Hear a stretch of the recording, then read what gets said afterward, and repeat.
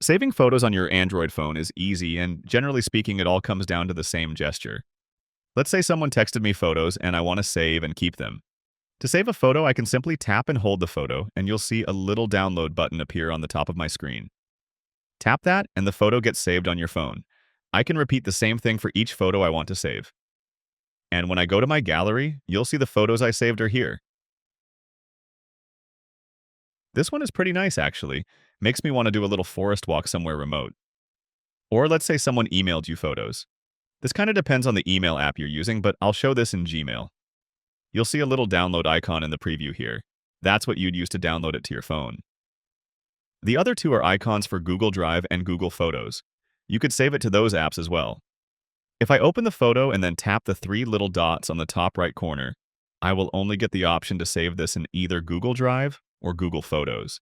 I don't like how they're pushing you into Google's apps instead of the native photo gallery on my phone, so just be aware of where and how the photo is saved. I don't use Google Photos, for example, so if I want this saved in my regular photo gallery, I'll go back and tap that download button that was included in the preview. Let's do one more scenario.